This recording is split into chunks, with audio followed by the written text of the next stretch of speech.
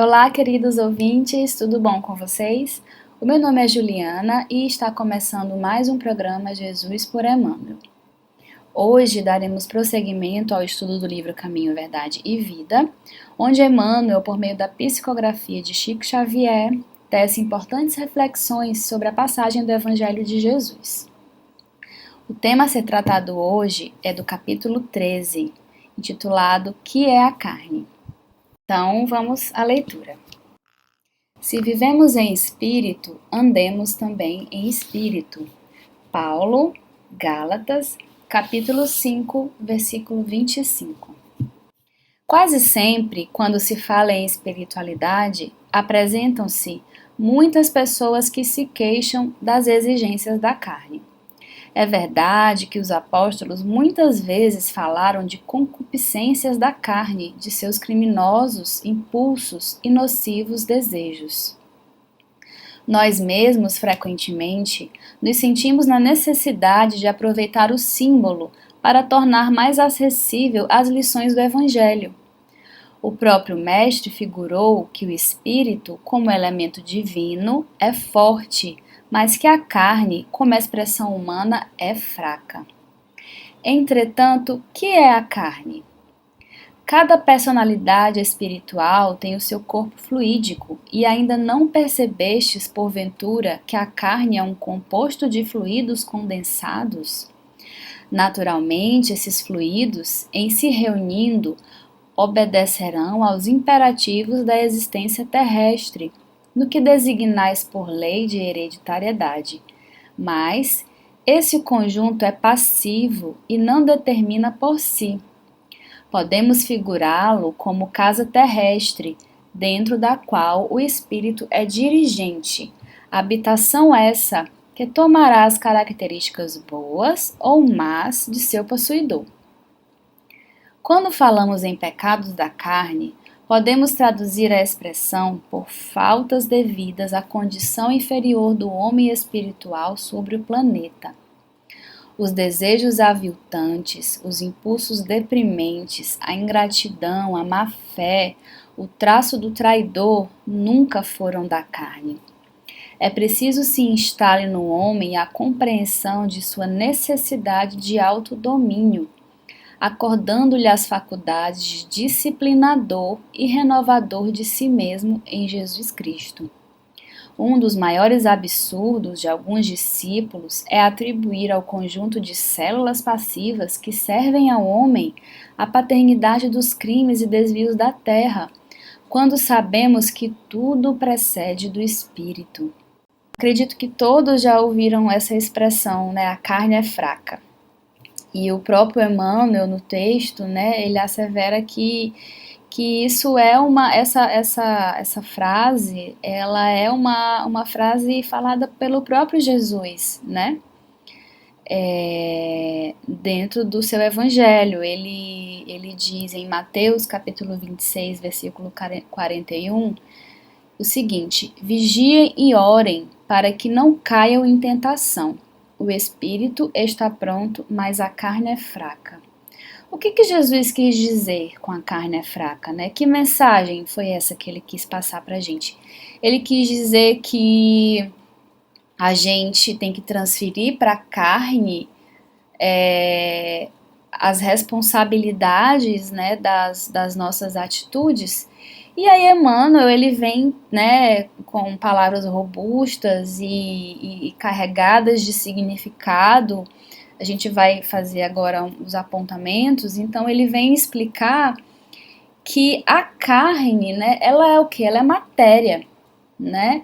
A gente estuda no livro dos espíritos, né, os três elementos gerais do universo, que são espírito, Deus e matéria, né? Então, o que não é espírito e não é Deus é matéria. E o nosso corpo físico, ele é matéria, né? E ele, para quem tem um pouco mais de aprofundamento na doutrina, o espírito, né? Ele é envolto por um perispírito que também é matéria, mas em outra forma, né? De se apresentar.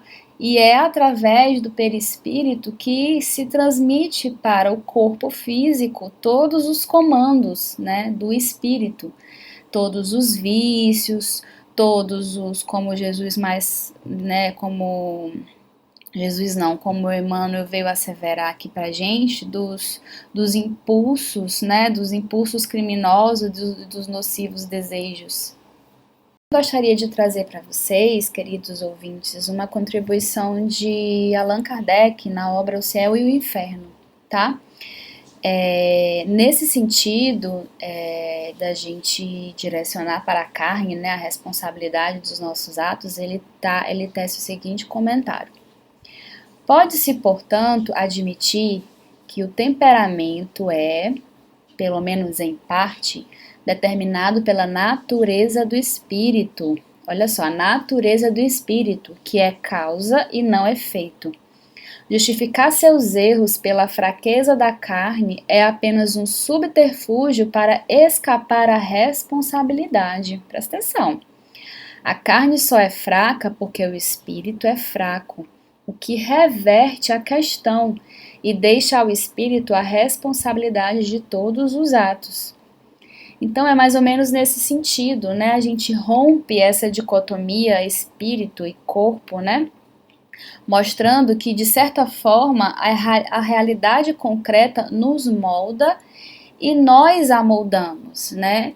Então, assim, o mundo material, ele nos contamina de uma forma, né, nos estimulando, né, e despertando o que há em nós, tá? Ele desperta o que há em nós, ele não cria, é bem diferente isso. E reconhecer, se despertar, mesmo que sejam coisas ruins, faz parte do processo. Ele segue, né, explicando, ok, né, a carne é matéria, e através dela, né, que é o que e a gente tem no Livro dos Espíritos, na questão 22A, que a matéria é o laço que prende o espírito, é um instrumento de que este se serve e sobre o qual, ao mesmo tempo, exerce sua função. Então, assim, qual que é a função da carne, né? É assumir as responsabilidades do espírito? Não, né? A função da carne é servir de instrumento para a nossa evolução moral. E Emmanuel ele vai tecendo, né, novos comentários falando que, naturalmente, esses fluidos em se reunindo obedecerão aos imperativos da existência terrestre. O que isso significa? Que conforme a gente for, as decisões que nós vamos tendo na nossa vida, os nossos vícios, né, as nossas condutas morais, a carne ela é um espelho, ela vai refletindo tudo aquilo que a gente tá vivendo no nosso mundo moral, né? Por isso, muitas das doenças que nós temos, elas são reflexo dessas nossas condutas, né? E aí ele traz mais em seguida o seguinte: quando falamos em pecados da carne, podemos traduzir a expressão por faltas devidas à condição inferior do homem espiritual sobre o planeta. Então, não são pecados da carne em si, não são pecados da matéria, são as más condutas, né, de nós humanos enquanto espíritos encarnados, que elas são traduzidas, né, nessa nossa condição de seres inferiores que nós ainda somos, certo? Então, assim, não existem pecados da carne, pecados carnais. Não, a carne, como a gente já falou no começo e como Emmanuel bem destaca, é só um instrumento. Né, os pecados são nossos mesmo. E ele continua, né? Os desejos aviltantes, os impulsos deprimentes, a ingratidão, a má fé, o traço do traidor nunca foram da carne. Então, assim, a gente não pode usar como desculpa, porque Jesus disse que a carne é fraca, ou porque eu sou espírito inferior, ainda. Assim, isso não é para ser desculpa, né? Isso é para a gente servir como sinalização de onde a gente está errando, né? De onde a gente precisa melhorar. Porque Deus nos deu uma coisinha chamada consciência e nos deu uma outra coisinha chamada livre-arbítrio. Então, assim, se a gente tem consciência de que os atos que nós estamos praticando são atos que ferem o nosso corpo, né, ferem a nossa moralidade, ferem os valores, né, e os ensinamentos de Jesus, que viveu o Evangelho, se eu tenho consciência disso, eu tenho o poder de decidir e de fazer diferente, né?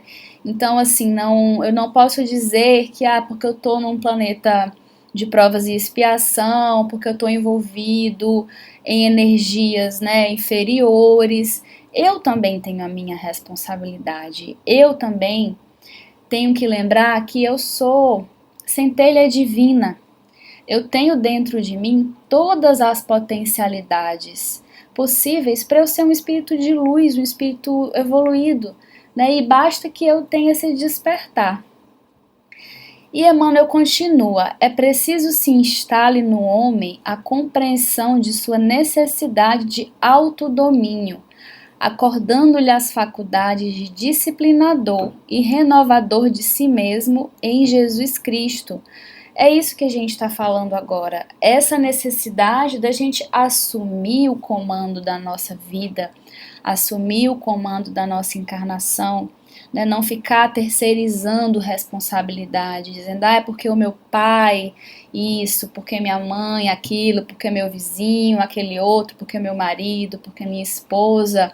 A gente vem nessa vida aqui para cuidar da nossa encarnação. A gente vem nessa vida para a gente tentar ser um pouquinho melhor do que a gente foi na vida passada. O outro cabe o que é dele, né? Então, dentro dos nossos desafios no dia a dia, dentro das nossas questões, das nossas inseguranças, dos nossos medos, a gente tem que fazer um mergulho dentro da gente. E dentro desse mergulho, identificar o que está me tirando desse caminho, né, do caminho de Jesus.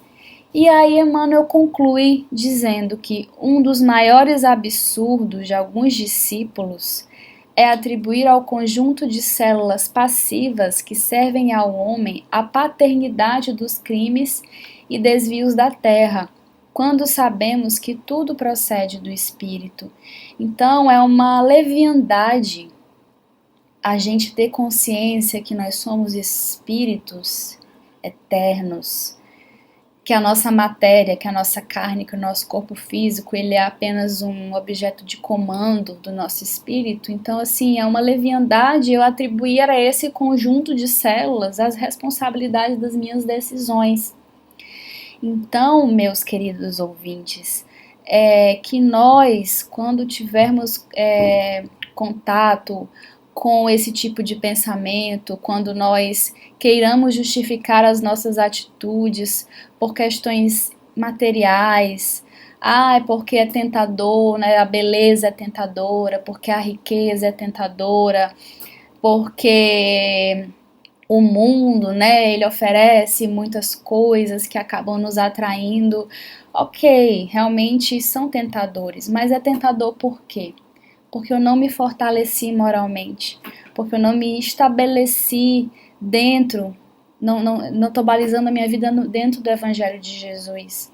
Eu estou colocando o meu coração em coisas que não são o que a gente efetivamente deveria colocar, né? Que é no amor, que é na humildade, que é na benevolência, né? O que Jesus ensinou pra gente.